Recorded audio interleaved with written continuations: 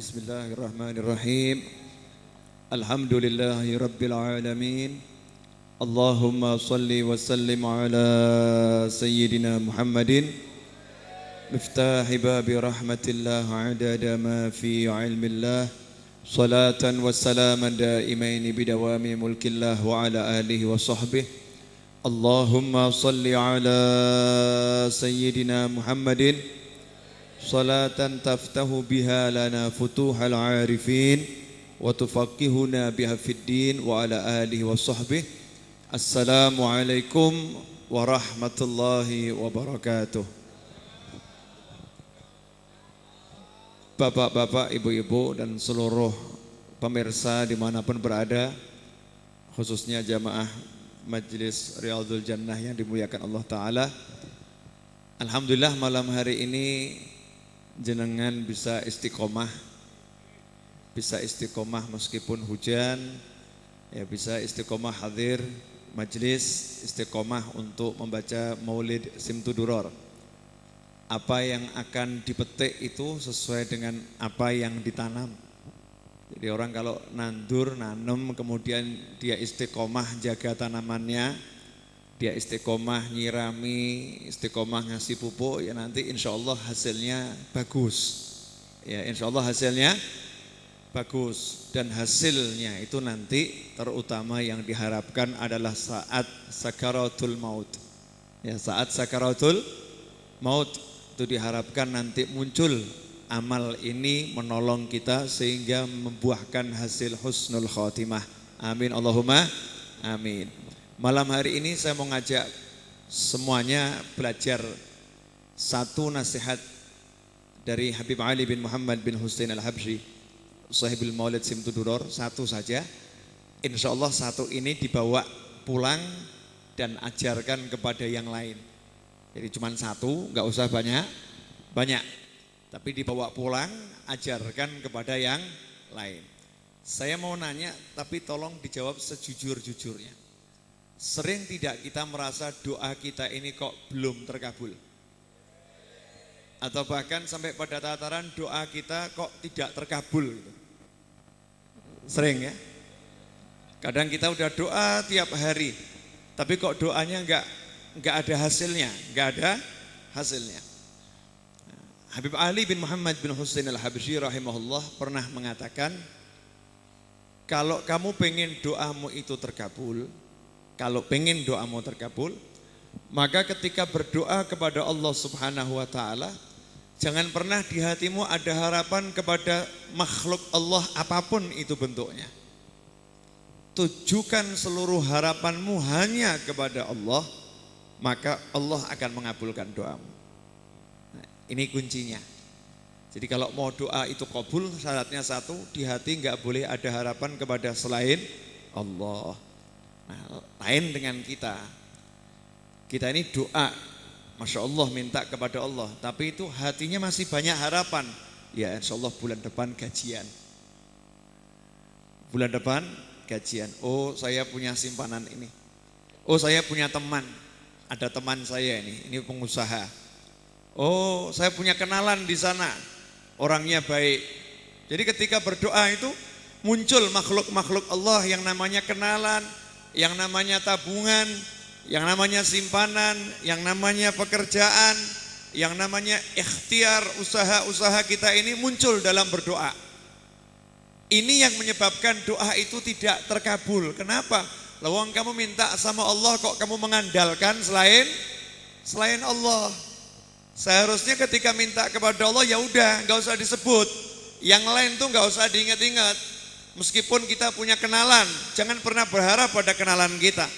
Meskipun kita punya pekerjaan, jangan pernah berharap pada pekerjaan kita. Meskipun kita punya tabungan, jangan pernah berharap pada tabungan kita.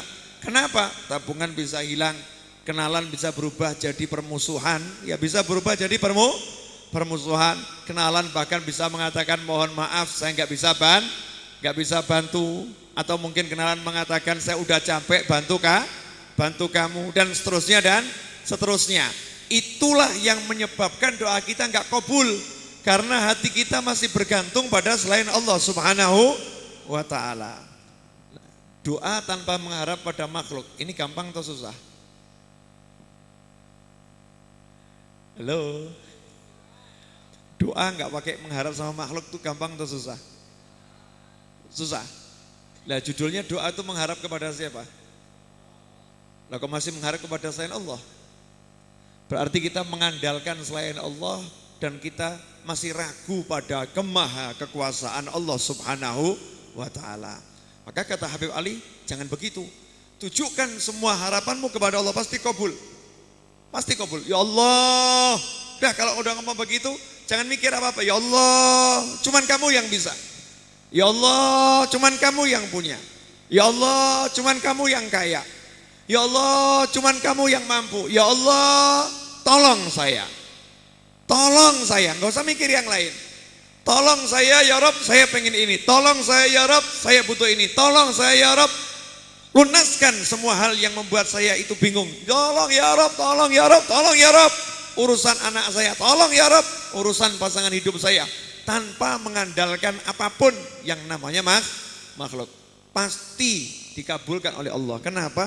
Karena Allah udah janji, ud'uni astajib lakum. Panggil aku, pasti aku jawab panggilan kalian. Alhamdulillah jenengan ini sebelum doa itu udah tawasulnya Masya Allah. Dengan Simtud Duror ini kan amal soleh yang luar biasa insya Allah. Nah dengan amal soleh yang seperti ini mestinya kalau kita doa minta itu ya kabul, mestinya kabul. Tapi seringkali kita lupa, kita nggak minta sama Allah, sebetulnya kita itu mengharapkan pada selain Allah Subhanahu wa ta'ala. Ini nasihat dari Habib Ali bin Muhammad bin Husain Al-Habsyi. Nah coba kita lihat, mari kita bahas sedikit apa yang disampaikan beliau ini. Kelihatannya sepele ya, kelihatannya sepele. Tapi ini adab yang luar biasa dalam minta kepada Allah Subhanahu wa ta'ala. Kalau udah minta sama Allah itu jangan bawa nama yang lain. Jangan dibawa, yang lain itu jangan dibawa. Kecuali yang ada hubungannya sama Allah. Misal bawa namanya Kanjeng Nabi, nah itu ada hubungannya sama Allah. Memang Allah yang nyuruh. Memang Allah yang nyuruh. Yang itu boleh. Bahkan itu dianjurkan. Itu yang nama tawassul dengan baginda Muhammad SAW. Kalau Anda hadir haul Solo di Maulid, itu ada ceramah setelah Mahalul Qiyam dibacakan kalam Habib Ali, kumpulan dari nasihat-nasihat Habib Ali yang pernah dikumpulkan Habib Anis, ya, yang dibaca setelah Mahalul Qiyam, setelah qasidah itu ya dibaca. Ada nasihat Habib Ali di situ. Kalau kalian pengen hajat kalian itu terpenuhi, maka ucapkanlah, ya Rasulullah, isfa' fi hajati indallah. Kan begitu. Panggil Rasulullah, ya Rasulullah. Kenapa kita manggil Rasulullah? Kita berharap kepada Allah dan kita bertawasul kepada makhluk yang memang Allah siapkan, siapkan untuk menolong kita semua. Ya Rasulullah, isfa' fi hajati indallah. Tadi kita baca qasidah itu sebelum doa ya Rasulullah panggil. Nah itu kan panjang itu. Mungkin jenengan kalau baca itu mau doa enggak kober itu ya. Kepanjangan hafal mungkin juga tidak. Habib Ali ngajarkan yang gampang, ya Rasulullah isfa' fi hajati indallah. Hafal atau enggak hafal? Coba diulangi. Ya Rasulullah isfa' fi hajati indallah. Nah, sambil dibayangkan hajatnya apa? Ya Rasulullah, saya punya hajat ini. Isfa, tolong berikan syafaat agar hajatku ini di sisi Allah dikabulkan oleh Allah Subhanahu wa ta'ala. Ini diajarkan di Maulud Haul kemarin. Itu kalau orang bilang ijazahnya seperti ijazah langsung dari Habib Ali bin Muhammad bin Husain Al-Habsyi. Itu hadiah yang luar biasa. Nah semestinya kalau hidup udah punya itu enggak takut. Nah kenapa? Lawang kita boleh minta sama Allah dan kita punya Allah. Lah kenapa masih bingung? Kenapa masih takut? Kenapa masih khawatir menghadapi kehidupan? Nanti bagaimana ya kalau begini? Lusa bagaimana ya kalau begitu? Nanti kalau ada begini bagaimana? Gak usah bingung. Lah kenapa? Lawang kita punya Allah dan caranya minta sudah diajari. Caranya minta udah diajari. Yang ngajarin siapa? Seorang kutub, seorang wali, pimpinan aulia wassolihin, Habib Ali bin Muhammad bin Husain al-Habsyi. Tinggal kita tiru caranya, kita ikuti langkahnya, hatinya kita juga tiru, rasanya kita tiru, ya pasti kabul. Habib Ali itu kalau maulid dulu di zaman beliau, maulid, Habib Ali punya maulid tahunan. Maulid tahunan itu diselenggarakan awalnya di masjid nggak nampung, sampai akhirnya pindah di lembah, di lembah, karena nggak ada bangunan yang bisa nampung, pindah di lembah. Yang hadir sekitar 50.000 orang, sekitar 50.000 orang. Jangan kita bandingkan 50.000 orang di Indonesia, 50.000 orang, tapi itu maulidnya di kota Sewon. Kota Sewon itu sekarang saja kotanya masih kecil, kemudian dikelilingi oleh gunung-gunung berbatu dan padang Sahara yang luar biasa. 130 tahun yang lalu di Hadramut, mobil belum ada, motor belum ada, kemudian BBM juga belum ada, telepon belum ada, sehingga untuk menyampaikan berita ini dari mulut ke mulut. Masyarakat yang datang 50.000 orang itu ngumpulkannya dari mana? Karena kalau satu kota dikumpulkan paling cuman berapa? Paling ribuan jumlahnya. Di masa Habib Ali itu warga Sewon paling cuman ribuan. Ini kalau sampai 50.000 orang ini dari mana saja orang-orang ini? 50.000 orang hadir maulid, kemudian 50.000 orang ini masuk kota Sewon, tinggal di rumah penduduk karena nggak ada hotel. Tidak ada hotel, nggak ada penginapan, tinggal di rumah penduduk, di rumah fulan, beserta kendaraan tunggangannya. Jadi parkir semua di kendaraannya. Di situ kendaraan tunggangannya dikasih makan sama Habib Ali. Jadi kuda-kuda itu dikasih makan. Jadi yang bawa kuda nggak usah bingung, nanti cari makan kuda saya dari mana. Nggak usah sangu makanan. Karena untuk kudanya juga keledainya udah disiapkan, ontanya disiapkan makanan. Untuk 50.000 orang makan semua makan, kudanya juga ikut makan. Dan makan itu dikirim oleh Habib Ali dari rumah beliau ke rumah penduduk, satu persatu rumah penduduk dikasih makan. Saya mau nanya, ada enggak kira-kira gubernur yang berani seperti ini? Dan itu bukan sehari dua hari itu. Ada enggak orang kaya yang berani jamu 50.000 orang? Beserta premium dan solarnya. Jadi Anda bawa motor, Anda bawa bis, Anda bawa mobil itu pokoknya pulang jangan khawatir. Itu tangki bis Anda penuh, tangki mobil Anda penuh, tangkinya motor Anda penuh dan perut Anda penuh, nggak ada lapar. Jamin begitu minimal 3 hari, kira-kira sanggup enggak? Ada yang sanggup di sini? Ada yang sanggup? Enggak ada kan? Nah terus bagaimana Habib Ali kok bisa menjamin semua itu? Kok sanggup? Kok sanggup gitu ya? Kok bisa? Dapur mengepul tanpa berhenti, terus masak gitu ya, nggak pakai mandek. Tukang masaknya kok nggak capek? 24 jam kali sekian hari masak terus, tukang masaknya kok nggak capek? Kok bisa? Kenapa? Ya karena tadi udah punya Allah dan bisa minta kepada Allah, tahu caranya minta kepada Allah. Ya tinggal ngomong, ya Allah tolong saya, ya Rasulullah isfa' fi hajati indallah. Itu karena Allah tuh sangat sayang sama Habib Ali, sangat sayang ya. Karena apa-apa ya minta sama Allah, minta sama Allah, minta sama Allah. Gak pernah minta kepada manusia, gak pernah berharap pada manusia. Beda dengan kita, begitu punya kenalan berharap, wah ini duitnya banyak ini, mudah-mudahan ikut nyumbang ini. Mudah-mudahan ikut nyumbang. Ini udah minta itu hatinya itu. Hatinya udah minta kepada siapa ini? Udah berharap kepada orang kaya yang baru dia kenal. Ini duitnya banyak nih, mudah-mudahan ikut nyumbang. Jadi bermanis-manisnya, oh gimana Pak? Silahkan minum, gimana keadaan. Sebetulnya hatinya, ojo lali ya nyumbang. Sebetulnya gak ikhlas nih semua dia lakukan nih. Ada apa yang dia harap dari orang yang dia layani. Dia pengen nanti ada balasannya, yaitu ikut nyumbang. Tapi lain dengan orang-orang soleh, ketemu orang kaya belas, gak ada harapan, minta duitnya sepeser pun gak ada harapan.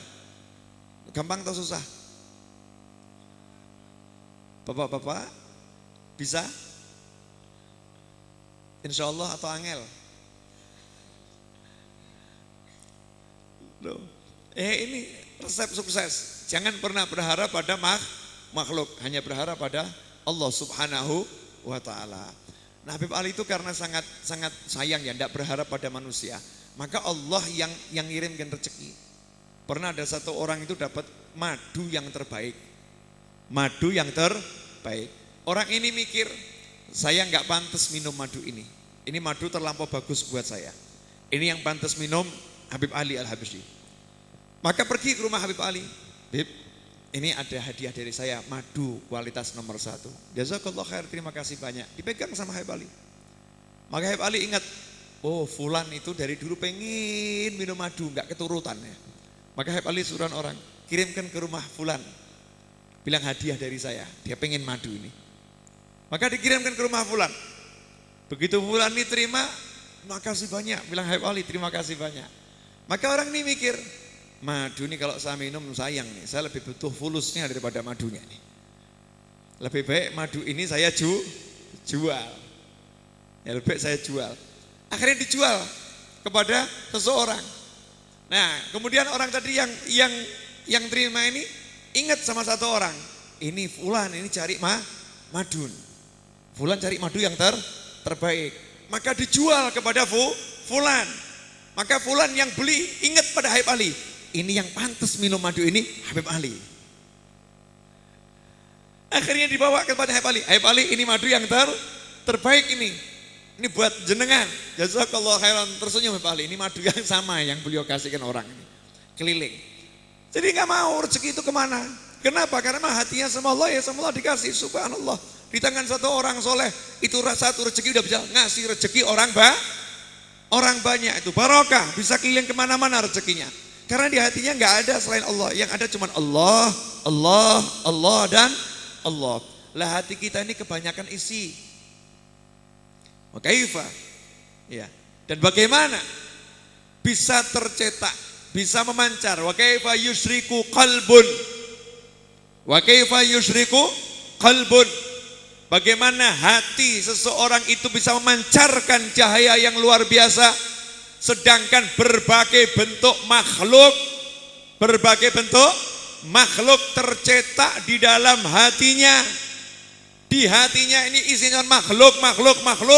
Bagaimana bisa memancar cahayanya Allah Subhanahu wa ta'ala? Bagaimana sholatnya bisa merasakan nikmatnya sholat? Tolong dijawab jujur. Mulai kita balik sampai hari ini, berapa kali kita sholat bisa merasakan enak sampai nangis karena enak, bukan nangis karena sumpek. Ada itu orang yang sholat Masya Allah nangis. Selesai sholat ditanya, kenapa kamu sholat sampai seperti itu? Suami saya kemarin meninggal dunia. Wah, ada jalarannya nih. Jadi bisa nangis dalam sholat bukan karena khusyuknya, tapi karena ingat suaminya. Kenapa begitu? Saya barusan di PHK. Ya, entah putus hubungan kasih atau entah hubungan kerja. Dua-duanya mungkin ya. Makanya dia nangis. Tapi pernah enggak kita sholat dalam satu hari 5 waktu? Allahu Akbar. Takbir itu merasakan nikmat, gak pingin sholatnya rampung. Habib Ali Al-Habsyi mengatakan, saya kalau ruku rasanya itu puluhan ribu tahun saya nggak apa-apa, nggak mau berhenti ruku, pengen ruku terus, bukan sujud loh, ruku itu paling angel. Ibadah itu dalam sholat yang paling berat ruku. Kalau sujud enak, tangan masih pegang, kaki di itu ya, berdiri ya masih enak. Kalau ruku itu kan gantung, tengah-tengah. Kata Habib Ali, saya paling menikmati sholat itu kalau ruku. Ya, kenapa? Karena warka'u marrakiin itu di dalam Al-Quran disuruh ruku bersama orang-orang yang ruku. Disuruh ruku sama orang-orang ya ruku, menikmati ruku. Jadi yang dibahas, kamu kalau sholat itu nikmatnya di mana? Di ruku. Lah kalau kita sholat nikmatnya di mana? Salam. Assalamualaikum warahmatullah. Nikmat itu, selesai sholatnya. Nikmatnya di salam, maksudnya rampung itu nikmat ini. Lah ini sedangkan aulia sholihin nikmatnya di sujudnya, nikmatnya di rukuknya, nikmatnya di qiyamnya. Merasakan nikmat di dalam Sholat, betul-betul sholat itu dinikmati. Lah kita ini sholat dari mulai balik sampai sekarang, kok enggak merasakan nikmat? Berarti kan ada yang salah tuh, ada yang salah. Lah yang salah itu apa? Dicari. Kalau enggak dicari, enggak didandani, bentar lagi jenengan mati, saya juga mati, kita ya mati. Mosok sampai mati enggak merasakan nikmatnya sholat. Padahal nanti yang pertama kali ditanya nanti bukan yang lain. Bagaimana sholatnya? Bagus enggak sholatnya? Bagaimana sahabatnya Rasulullah kalau sholat sampai ada yang kakinya itu harus diamputasi. Jawabannya, tolong nanti amputasi saya ketika saya sholat. Tadi mau dibius, nggak mau dia. Jangan saya dikasih ramuan nanti saya nggak sadar, nggak mau. Saya nggak mau sedetik pun nggak ingat sama Allah. Nanti kalau kamu sadar, ini digeraji sakit tuh. Dulu digeraji dia, grok begitu. Coba bayangkan. Nggak apa-apa, mau digeraji juga boleh, tapi dalam sholat. Saya kalau sholat nggak ingat apa-apa. Jadi Allahu Akbar takbir dikerjakan tuh kaki dipotong sampai selesai. Habis selesai itu nggak sadar dia. Assalamualaikum, udah selesai tuh. Udah selesai. Nggak sadar kalau kakinya dipotong. Nah, coba kalau kita Allahu Akbar laler nempel sadar. Ya kan? Nyamuk yang tadinya nggak begitu laler, yang tadinya nggak begitu terdengar, begitu sholat langsung terdengar. Bahkan barang-barang hilang yang tadinya itu udah nggak ketemu, kalau sholat langsung ketemu. Kenapa gitu ya? Kenapa kita nggak bisa menikmati sholat? Nah, itu yang harus kita cari, dan itu yang harusnya kita minta. Ya Allah, isfa' fi hajati indallah, apa hajatmu? Sholat biar khusyuk. Lain halnya orang zaman sekarang dibilang nih kalau punya hajat minta sama Allah, langsung pikirannya fulus wal duit. Betul kan? Cuman fulus sama duit. Nggak ada yang mikir hajat seakan-akan ya. Nggak ada yang mikir hajatnya itu sholatnya bisa khusyuk, ibadahnya bisa bagus. Caranya bagaimana? Hadirin yang dimuliakan Allah Subhanahu wa taala. Saya tadi pagi kedatangan tamu. Tamunya minta nasihat. Saya dikasih Allah itu kok ngasih nasihat sepele aja untuk diri saya sendiri. Sholat 5 waktu itu kalau kita mau menggunakannya dengan baik, enggak mungkin ada orang yang hidup itu bingung. Enggak mungkin ada orang hidup itu bingung. Coba kita sholat satu hari berapa waktu? 5 waktu ya. Perhatikan nih perjalanan waktunya. Subuh, zuhur, asar, maghrib, isya. Betul ya? Subuh sama maghrib itu awal waktu pagi dan awal waktu malam. Ya. Kemudian di tengah-tengahnya ada yang namanya zuhur. Nah, di antara zuhur sampai maghrib dibagi 2 lagi, ada namanya asar. Nah, di antara subuh sampai zuhur itu kita juga dikasih namanya sholat sunnah duha. Di tengah-tengahnya dikasih sholat sunnah namanya duha. Seandainya kita amalkan saja yang wajib, gak pakai sunnah. Subuh kita sholat, terus kita hidup, ketemu manusia, kucing, kambing, makhluk Allah, macam-macam kan? Ketemu. Kemudian sampai waktu zuhur, Coba kalau kita zuhur, selesai sholat zuhur itu kemudian ingat-ingat, ya Allah, dari subuh sampai zuhur ini saya tadi maksiat seperti ini, tolong maafkan saya. Ya Allah, saya ada masalah seperti ini, tolong selesaikan ya Allah. Ya Allah, saya butuh ini loh, tolong beri saya ya Allah. Dari subuh sampai zuhur, ingat saja, nggak usah lama-lama. 2 menit cukup mengingat apa yang terjadi dari subuh sampai zuhur. Kemudian kalau punya dosa ya minta ampun. Kalau punya hajat ya minta sama Allah. Ada masalah yang ngomong sama Allah. Lanjutkan zuhur sampai asar. Asar, ingat-ingat lagi apa yang terjadi zuhur sampai asar. Kemudian maghrib, ingat-ingat yang terjadi dari mulai asar sampai maghrib. Isya, ingat-ingat yang terjadi dari maghrib sampai isya. Subuh, ingat yang terjadi dari mulai sebelum tidur sampai waktu isya. Dari isya sampai sebelum tidur. Subuh minta ampun. Kira-kira gitu ya, punya dosa enggak kita? Kira-kira punya dosa enggak? Enggak punya. Kenapa? Lalu dosanya pagi enggak pernah sampai sore kok. Dosanya pagi itu enggak pernah sampai sore. Dosanya pagi zuhur udah hilang, udah minta ampun sama Allah dan diampuni Allah. Siang baru punya dosa, asar udah hilang tuh, diampuni oleh Allah Ta'ala. Habis asar baru punya dosa, hilang, diampuni Allah. Di maghrib maghrib punya dosa, isya hilang. Karena kita introspeksi. Terus begitu. Kalau itu dijalankan, gak ada yang hidupnya susah. Hidup susah tuh karena kebanyakan dosa tuh. Yang buat manusia ruwet hidupnya karena kebanyakan dosa, karena kebanyakan salah, karena kebanyakan maksiat. Lah kalau kita maksiatnya sedikit, dosanya sedikit, maka kita tergolong orang-orang yang bertakwa. Orang yang bertakwa itu bagaimana? Orang yang bertakwa disifatkan rezekinya datang dari segala arah. Kalau ada masalah, Allah yang memberikan solusi dari segala arah solusinya. Gak pernah ada masalah. Lantas apa yang salah dalam diri kita? Kenapa sampai hari ini banyak masalah gak selesai? Banyak hal membuat hati resah. Bahkan hal kecil saja bisa membuat kita bingungnya luar biasa. Kenapa? Jangan sampai jenengan udah rutin ikut maulid Simtuduror. Na'udzubillah min dzalik, kok sampai gara-gara mikir mau dipecat dari perusahaan saja langsung stres.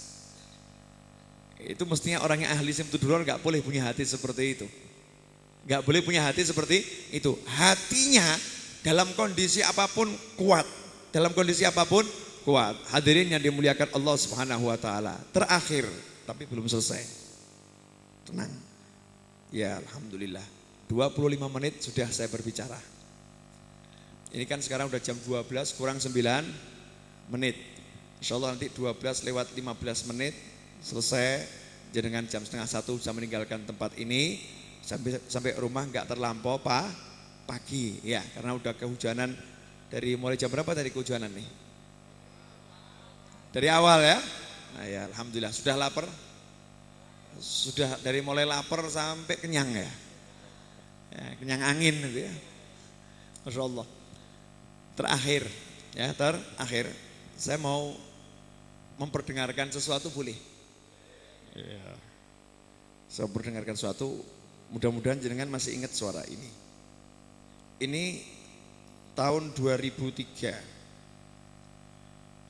Di tahun 2003 apa yang akan saya perdengarkan ini insya Allah kalau ketemu saya cari ya.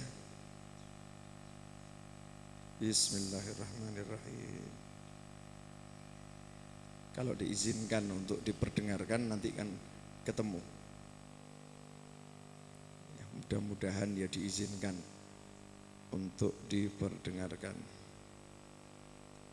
ya. Nih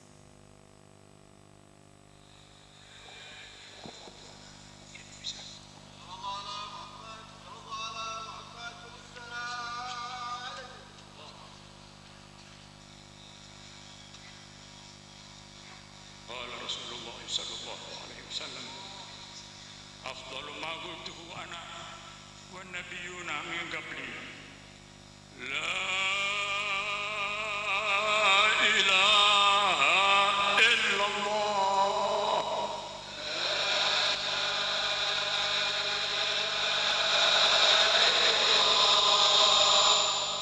la ilaha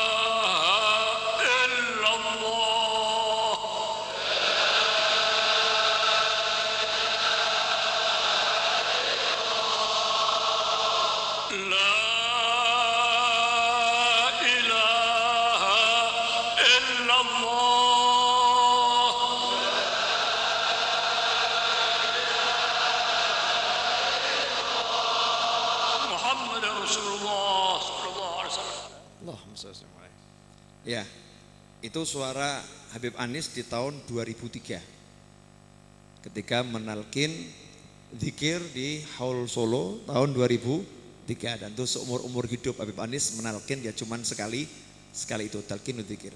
Saya mau nanya, suara kalimat thayyibah yang beliau sampaikan itu meskipun sederhana, ada getaran yang terasa atau biasa saja? Terasa ya.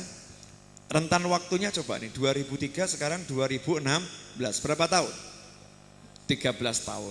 Apakah ini suara beliau langsung? Bukan, ini rekaman. Ini rekaman. Rekaman diperdengarkan 13 tahun kemudian, tapi getarannya begitu terasa kepada orang yang mendengarnya. Betul seperti itu.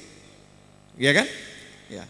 Bagaimana ya, rekaman ini punya kekuatan yang bahkan saya tunjukkan ke beberapa orang tuh nangis gitu ya. Bisa menang, yang nggak kenal kalau yang kenal Habib Anis sudah ada cinta lain ya. Ini nggak kenal, orang yang nggak kenal, nggak ngerti gitu ya, langsung nangis ini getaran nih, siapa nih gitu. Kok kuat gitu. Nah begitulah orang-orang soleh. Karena amaliyahnya itu benar. Jadi kalimat tahlilnya itu efeknya luar biasa. Nah kita ini tiap hari tahlilan, Masya Allah kan ya. La ilaha illallah, tiap hari tahlilan. Tapi kenapa kalimat tahlil kita kurang menggetarkan diri kita dan kurang menggetarkan orang lain? Karena tauhid kita ya juga kurang benar. Amaliyah kita ini kurang benar. Sehingga efeknya daripada kalimat-kalimat itu juga enggak najem gitu, enggak nonjok efeknya. Tidak memukul hati kita. Kenapa enggak mukul? Karena memang diri kita sama Allah itu jauh. Kenapa jauh? Kita sendiri yang memberi benteng untuk ketemu Allah Subhanahu wa taala. Pada Allah dekatnya luar biasa. Kita batasi dengan yang namanya pola pikir, kita batasi dengan yang namanya cara, kita batasi dengan namanya usaha, kita batasi dengan namanya ilmu, kita batasi dengan namanya kepandaian, kita batasi dengan namanya kesombongan. Pada Allah dekatnya luar biasa. Dekat. Allah tuh dekat banget. Boleh nanya? Tolong jawab jujur ya, jujur.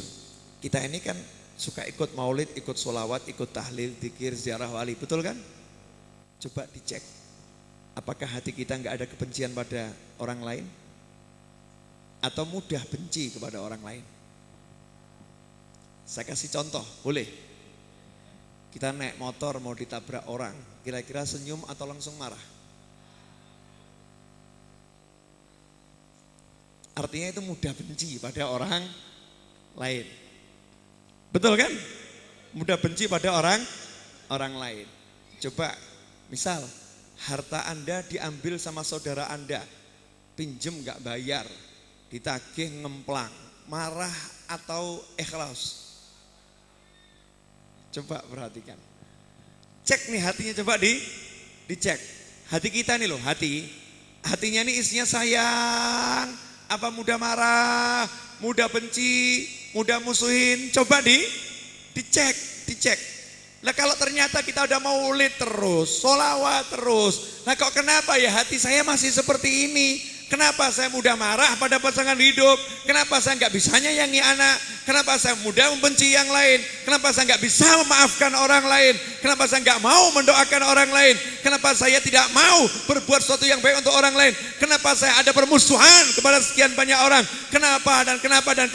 Jawabannya ada yang salah dalam niat kita dalam bermaulid, niat kita dalam bersolawat, niat kita dalam hidup, niat kita dalam ibadah, niat kita dalam bekti kepada Allah Subhanahu wa taala. Ada yang salah. Didandani mumpung kita masih punya umur, diperbaiki. Jangan sampai nanti naudzubillah min dzalik sampai meninggal dunia enggak pernah tahu nih salahnya di mana. Sehingga dapatnya cuma capek.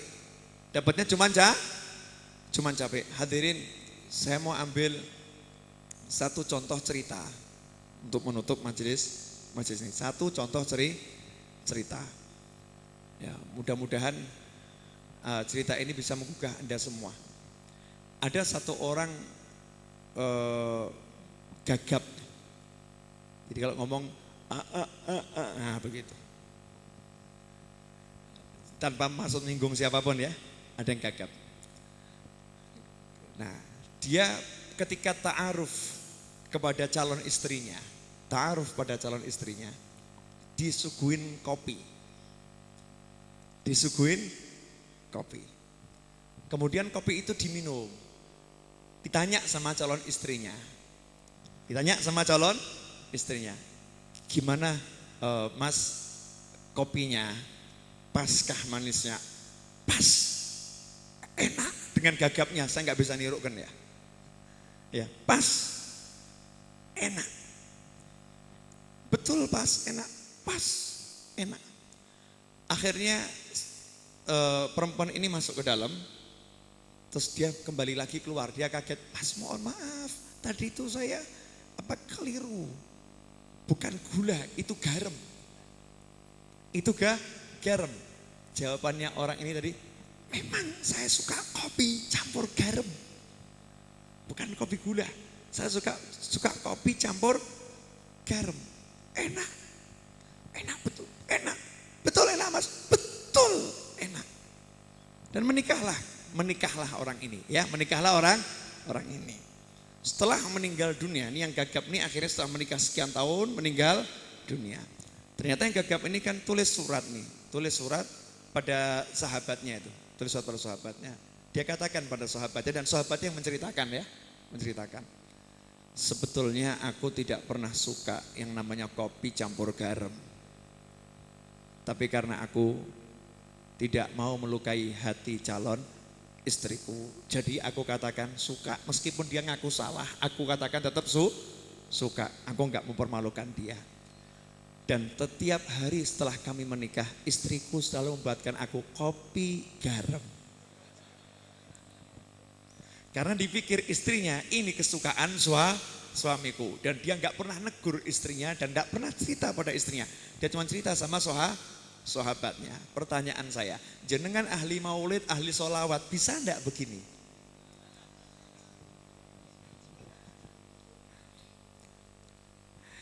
Ini loh, ini hati yang benar, ini benar. Makanya kadang kita heran, ahli sholawat, ahli maulid, ahli zikir, ahli ilm, lakin qulubuhum, tapi kenapa hatinya begitu penuh dengan kebencian, permusuhan, begitu penuh dengan rasa iri, dengki, sombong, hikid, ujub, riya, sum'ah. Ada apa dengan semua ini? Tapi orang yang gak ikut zikir, gak ikut maulid, gak ikut sholawat, gak ikut ta'allum wa ta'lim, gak kenal yang namanya ilmu, kenapa punya hati yang begitu bagus? Kenapa? Ini kan pertanyaan toh. Mestinya kita yang ahli zikir, ahli sholawat lebih bisa gitu sama istrinya, sama suaminya. Mestinya kan ya. Tapi tambah enggak. Kopi rasa apa kinya? Makan gak enak untalan gitu ya. Na'udzubillah min. Bentar. Ya gak semuanya, tapi ya rata-rata. Kita ini kan rata-rata hati kita begini, jujur aja gitu kan ya. Hati kita ini rata-rata begini, kenapa gitu. Saya ngomong untuk diri saya sendiri ya, kenapa? Berarti ada yang salah dalam niat kita atau apa harus kita perbaiki? Harus kita perbaiki. Yo masalah ikut sholawat insya Allah dapat syafaat, insya Allah dapat syafaat. Kita enggak ngomong nanti, enggak, tapi kita hidup kan harus merasakan nikmatnya hidup toh ya. Hidup harus merasakan nikmatnya hidup. Dan tidak mungkin bisa merasakan nikmatnya hidup kalau hatinya enggak benar. Karena hidup itu nikmatnya pakai hati. Kalau udah hatinya benar nanti hidupnya ya enak. Lihat yai sepuh itu loh. Hidupnya sederhana tapi kok nikmatnya luar biasa karena hatinya juga enak, hatinya benar. Makanya kita tujukan niatkan hadir maulid gini dandani hati. Habib Ali bin Muhammad bin Sahabsi kalau Anda datang Rauha Hall Solo, di Rauha Hall itu dibacakan surat menyurat dan wasiat beliau. Di salah satu wasiat beliau ngomong nih loh. Kamu nanti kalau ketemu sama dokter yang ahli, ini Habib Ali nih. Yang wasiati seseorang, kamu kalau ketemu sama dokter yang ahli, artinya ulama yang ahli ilmu jiwa yang bisa dandani hati, tolong ya sebutkan penyakit-penyakit saya sama dia, biar saya juga didandani. Habib Ali yang sudah yaqadhatan ra'a Rasul SAW, yang udah lihat Rasulullah yaqadhah, secara langsung lihat Rasulullah, itu masih mendambakan ketemu guru-guru yang bisa dandani hati, meskipun hati beliau itu insya Allah gak ada kotornya sama sekali. Tiap malam doakan musuhnya kok, musuhnya yang menghina, mencaci, memaki musuh tiap malam didoakan. Ya Allah, jadikan fulan itu selamat dunia, selamat akhirat, bahagia dia dunia, bahagia akhirat. Disebutkan namanya itu.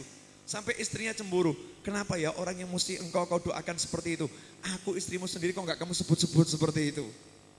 Maka dijawab loh, kalau kamu kan udah di hati sayang, gak usah disebut langsung nyebut. Udah di hati gak usah nyebut langsung nyebut. Karena di hati itu lebih dulu daripada lisan. Itu musuhnya dia. Tapi masih cari dokter. Lah kalau kita kan enggak.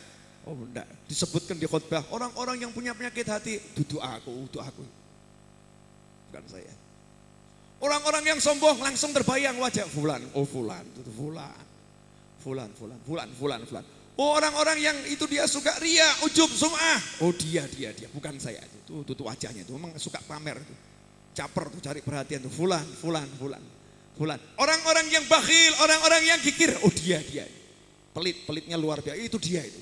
Enggak pernah nuduh dirinya sendiri. Padahal bapak-bapak tiap Jumatan itu ada kotak amal muter tuh di masjid-masjid. Betul atau betul? Tapi yang dibawa 2.000, 5.000, 10.000, kapan bawanya 100.000? Kapan itu? Saya niat mau Jumat bawa 50.000. Tinggal disiapkan seminggu bisa toh? Ya, tapi nyatanya nggak mikir begitu. Ya, kalau dibuka dompet ada uang 50.000, 100.000 sama 5.000. Kotak amal jalan, jujur, mana yang lebih ringan untuk dikeluarkan? 5.000, berarti siapa yang pelit ini? Ya kita, bukan orang lain. Nah kita enggak kebiasaan kalau ada penyakit hati yang kita tuduh itu orang lain, kita bersih, membersihkan diri sendiri, mengotorkan orang lain. Makanya orang lain jadi bersih, kitanya kotor terus. Ya, enggak ada hasilnya nanti. Terus ikut majelis, maulid, sholawat, hasilnya itu enggak ada. Qalilul jadwa, sedikit hasilnya buat dia. Hasilnya sedikit. Lo masalah diampuni. Tapi kita ini butuh hati yang bersih. Hati yang bersih. Sampai di masa Habib Ali hidup di kota Sewun. Satu kota itu tidak ada yang bermusuhan. Satu kota. Tapi coba di kota Malang, di kota Surabaya, di kota Solo, di kota Semarang, di Jakarta, di Bandung. Maulid begitu banyak. Satu kota yang bermusuhan banyak atau dikit? Enggak ada maulid aja ya musuhan, ada maulid ya tetap musuhan. Kadang gara-gara maulid jadi ahsan enggak ada maulid. Kalau gara-gara buat maulid, akhirnya maulid satu dengan maulid yang lain bermusuhan. Karena naudzubillah min dzalik. Enggak ada majelis, enggak musuhan. Gara-gara ada majelis jadi musuhan. Naudzubillah min dzalik. Habib Ali Al-Habsyi, keberadaan beliau membuat satu kota itu enggak ada yang musuhan. Satu dengan yang lain seperti dulur itu, seperti saudara. Ikhwanan ala sururim mutaqabilin. Mereka bersaudara seperti di surga itu. Duduk di atas dipan-dipan, di atas permadani, di atas kasur-kasur yang empuk, saling memandangkan wajahnya, duduk berdua ke dia, ngobrol dengan penuh senyum. Kita pengen toh ya. Oh jangankan kok, ya Allah beda majlis. Kadang dalam satu panggung ini ada yang bermusuhan kok. Yang di sini enggak insyaallah. Insyaallah di sini enggak. Kadang dalam satu panggung itu duduknya bareng, tapi buah hatinya ini dia lagi. Ada yang begitu. Naudzubillah min dzalik. Yang di sini enggak, jangan suudzon. Ini suudzon enggak boleh itu ya. Ya, enggak boleh suudzon. Naudzubillah min dzalik. Saya mau cuma mengutip ucapan para ulama. Itu para habaib ngomong gitu di satu majelis. Iya. Badan mereka bersatu, tapi hatinya enggak bersatu. Hatinya bermusuhan. Hatinya ada iri dengki antara satu dengan yang lain. Yang tadinya datang naik sepeda ontel, tiba-tiba kok datang naik mobil. Wah, nipu siapa dia itu? Yang lain iri nih, oh dia bisa naik mobil kan? Nipu siapa dia itu? Oh, ini rupanya ada orang kaya yang dia tipu nih. Oh, dia bawa nama majelis, jangan-jangan nipu orang kaya. Ini mulai suudzon lagi nih. Suudzon pada orang lain. Naudzubillah min dzalik. Gak ada hasilnya nanti kalau kita hadir di majelis. Sifatnya begitu, mata lihat orang lain, hati lihat orang lain, tidak introspeksi pada diri sendiri. Allah kasih sholat 5 waktu, gunakan introspeksi. Gunakan untuk minta hajat kita kepada Allah setelah sholat. Gak ada doa yang ditolak sama Allah, doa yang dipanjatkan selepas sholat itu waktu yang paling kabul. Habis sowan ketemu Allah minta.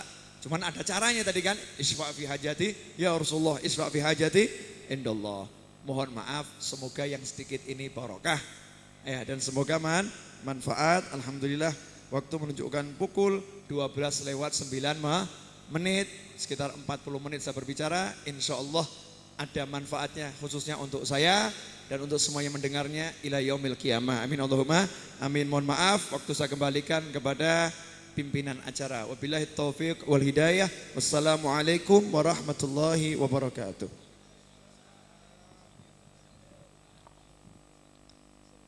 Alhamdulillahirabbil alamin. Jazakumullah ahsanul jaza. Kami ucapkan terima kasih atas muaidatul hasanah sekaligus majlis ta'lim yang disampaikan oleh Al-Ustaz Da'i ilallah Al-Habib Naufel bin Muhammad Ali Idrus dari Solo. Mudah-mudahan apa yang beliau sampaikan dapat membawa manfaat dan barokah bagi kita semua. Dan mudah-mudahan beliau senantiasa diberikan panjang umur, diberikan sehat wal afiyah fi taatillah wa fi taati Rasulillah sallallahu alaihi wasallam. Hadirin hadirat jamaah majlis Maulid Ta'lim Riyadul Jannah